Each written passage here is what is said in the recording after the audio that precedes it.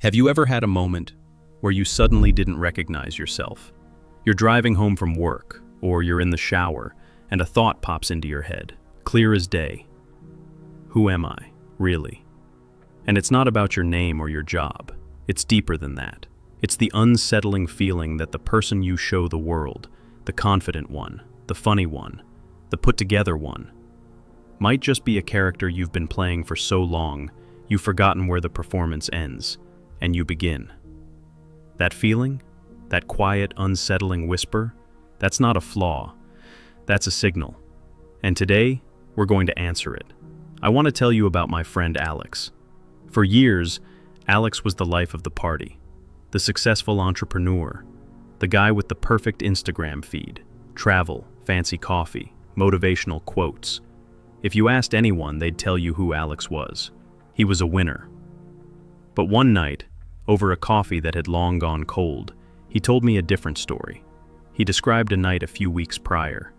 He'd just closed a huge deal, the kind he'd been working towards for years.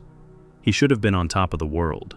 Instead, he was sitting alone in his perfectly decorated apartment, feeling nothing. A complete and total emptiness. And then a terrifying thought hit him. If I'm not the successful guy, who am I? He said it was like looking in a mirror and the reflection blinking back at you was a stranger. The winner persona felt like a suit he'd worn so long it had fused to his skin.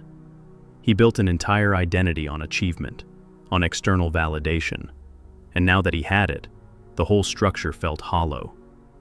He wasn't living his life, he was performing it, and the audience was everyone but himself. Alex's story isn't unique. I bet some version of it is ringing a bell for you right now. Maybe for you it's not the winner. Maybe it's the caregiver, the reliable one, the tough one, the intellectual. We take on these roles, these labels, to navigate the world, to be loved, to be safe, and they work until they don't, until the role starts to feel like a cage. We think we're building an identity, but often we're just assembling a mask. So the question becomes, if you took off the mask, what would be left? Who are you, really? This is where most videos would tell you to just be yourself. Thanks, incredible advice. Why didn't I think of that? The problem is, it assumes yourself is a fixed, finished thing you can just find, like a missing sock. That's the first myth we need to dismantle. You have one true self. We grew up on stories where the hero discovers who they are. But modern psychology and ancient philosophy actually agree on something. The self isn't a noun, it's a verb. Think about it. Are you the same person you were at 15? Of course not. Your beliefs, your tastes, your values, they've all evolved. You are not a statue carved in stone. You are a river, constantly flowing, changing, adapting. You are a process. The you that woke up this morning is slightly different from the you going to bed tonight, changed by the experiences you had today. So if you're not a fixed thing, what are you? This brings us to the work of psychologist Carl Jung. He didn't talk about finding yourself. He talked about integrating yourselves. He said we all have a persona. That's the mask we show the world. It's not evil, it's necessary. You can't walk into a job interview acting the same way you do at a party with your closest friends.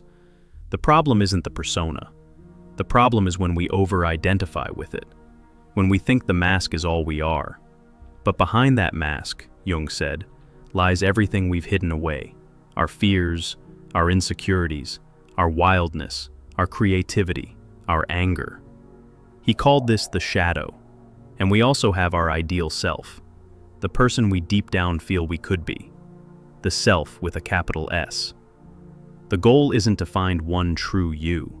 It's to become aware of all the parts of you, the ambitious CEO and the scared child who just wants to be enough, the caring parent and the individual who needs their own space, the tough guy and the sensitive soul.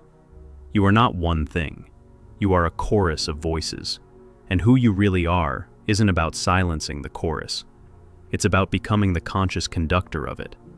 It's about looking in the mirror at that stranger and instead of being terrified, getting curious. Hello, anger. Why are you here? What are you protecting me from? Hello, insecurity. What old wound are you still holding on to? Who you are is the awareness that can observe all of these thoughts and feelings. You are the sky, not the weather passing through it.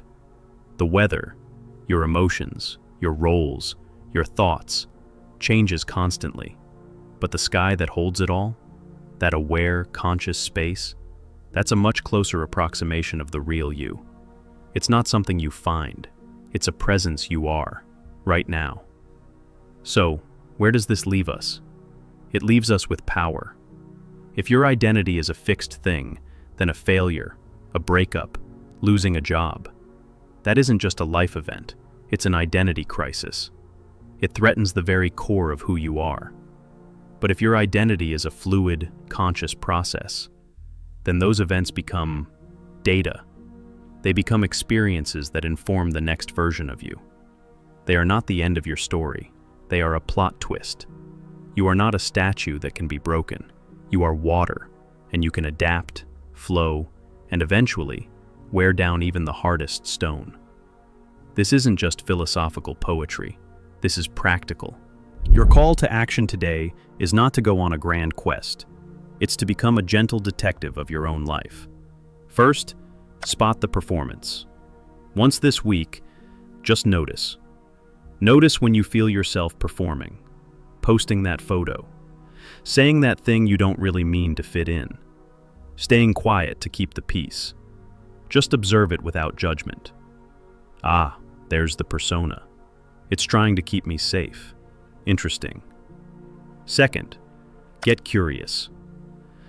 When a strong emotion comes up, especially one you don't like jealousy or rage, instead of pushing it down, ask it a question. Literally, in your head. Hello, jealousy. What do you want? What are you afraid of losing? You'll be shocked at the answers that come up. You're not agreeing with the emotion. You're just listening to it. You're integrating your shadow. You are not a noun to be defined. You are a story that is being written. And the most beautiful, terrifying, empowering part is that you hold the pen. The question isn't, who am I really? The question is, who do I choose to become next? And that changes everything. If this resonated with you, if it made you think, do me a favor and hit that like button. It tells the algorithm that this is the kind of content that matters. And if you're ready to go deeper, to really start conducting that chorus inside you, subscribe. We're just getting started. But more importantly, I want to hear from you. When was a moment you felt that disconnect? That "who am I" feeling? Share it in the comments below. Let's get a real, honest conversation going. Thanks for watching. Remember, you are not a mask. You are the one who chooses to wear it. Choose wisely.